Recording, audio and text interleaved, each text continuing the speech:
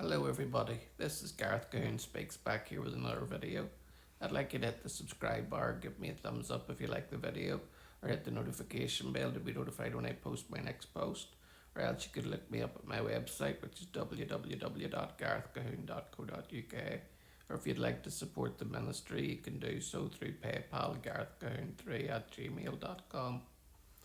This one is about the anti-Semitism here is horrifying, and the US might offer asylum to British Jews.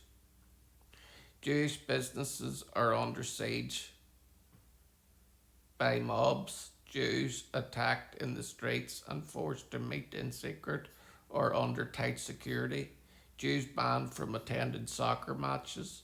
This is Nazi Germany. It only reminds some people of Nazi Germany. It's Great Britain, once a haven to the Jews, but not anymore. When it was announced a few weeks ago that the White House might offer asylum to British Jews, some thought it was a silly idea, but as the leader of Britain's campaign against anti Semitism, Gideon Falter, he didn't. This was a time when that would have seemed very far fetched, Father Falter told us, but we are now living in a time when British Jews are extremely worried about the future. The signs are everywhere. Shop for kosher food in London and you might see fake price tags. Activists are putting on products saying your purchase helps promote genocide. The example reported by Campaign Against Anti-Semitism states this message was stuck over price labels on kosher products in Tesco's in Streatham, South London. This is not an isolated incident. We have documented many similar cases. They are certified kosher products. This is vandalism disguised as activism that directly targets Jewish communities in Britain and does nothing to advance peace in the Middle East. The message was stuck over price labels on kosher products in Tesco's in Streatham, South London. This is not an isolated incident. We have documented many cases. Walk down the street wearing a kippah or looking Jewish, and if you're not attacked, you might have to walk past a billboard condemning the Zionist occupation, or you might have a swastika painted on your home, like a Jewish man who posted to social media. We turned around to discover that some cowards visited our home on Friday night and desecrated it. One Jewish woman said it's horrifying. The anti Semitism here is horrifying. It reminds me of the early 1930s. Another Jewish woman said, I don't feel safe in London anymore. I've actually been getting nightmares about terrorist attacks. Falter said a trend that was already evident before October 7th has simply metastasized out of control. We have rampant Islamist and leftist extremism in the UK, and perhaps more worrying still, we have authorities which are failing to do anything about it, or if they are acting, it's only acting to appease the extremists. Falter says the British government is allowing dangerous groups to operate inside the country. The Islamic Revolutionary Guards Corps of Iran, the Muslim Brotherhood, the Houthis. I mean, this is the kind of craziness that Britain has subjected its citizens to, he said. An education in anti Semitism. The United Arab Emirates itself, a Muslim kingdom, believes British colleagues are now so infiltrated by the Muslim Brotherhood that it will no longer pay for its students to attend universities here, fearing it could radicalise them. Now, this is a Muslim country, is fearing that Britain could radicalise their people.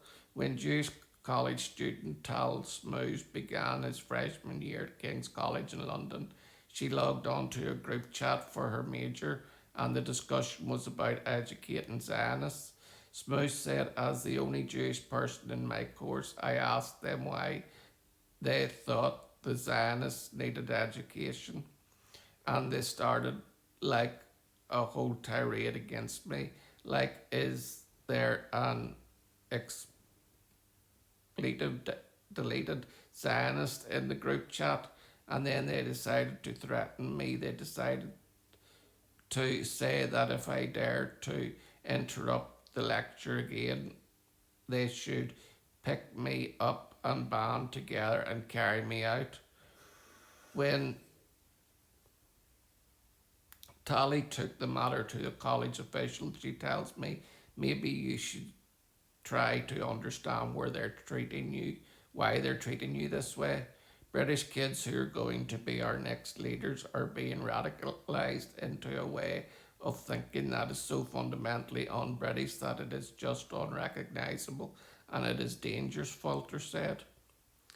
Yael Cohen Rothschild, a Sephardic Jew studying at Cardiff Metropolitan University in Wales, found blood smeared on her door and on an Israeli flag. In the second incident, someone wrote Jude German for Jew on her door. Cohen Rothschild said, people were telling me, hide your Megan David and take down your mezuzah, noting nothing will happen if you don't make it obvious that you're Jewish. But even now, I'm coordinating with my university to have someone escort me on to and off campus because that's literally how unsafe I felt. She is considering moving to Israel. Many Jews see no future in the UK. We asked Jewish journalist David Collier, who receives regular death threats because he writes about anti-Semitism, if he would seek asylum in the US if it was offered. Collier replied, laughing, where's my suitcase? I'll be honest, I would imagine that if it was serious, I would imagine there would be a lot of takers. Very, very few British Jews now believe the situation here will improve. Two-thirds have said they don't believe that they have a future in Britain, and now their opinions are to either deal with the danger they face or leave. Smooth said, it's becoming much harder to believe in a future where I and my family will be safe. Collier said, neither of my children will be here in 10 years' time. I can tell you straight off, and we'll be gone as well. After the Manchester synagogue attack last year, Prime Minister Keir Starmer promised to do whatever it takes to crack down on anti-Semitism and protect the Jewish community. However, polling shows that very few Jews think the government is doing enough, and many believe it could be a matter of time before the next terrorist attack against Jews happens. Falter said, I said, thankfully, we live in an area where there's one place that any Jew in the world can go to, which is Israel. Anti-Semitism is also rising in the United States. However, Falter believes at least some British Jews would consider asylum in the United States if it were offered. This is a terrible situation that our country, that has been so blessed over the years from World War II, for taking in the very Jewish people that were coming from the death camps, and now we're targeting them, putting blood on their doors. What kind of a sick generation of people have we become? These Jewish people need to be loved, adored, and wanted in our country,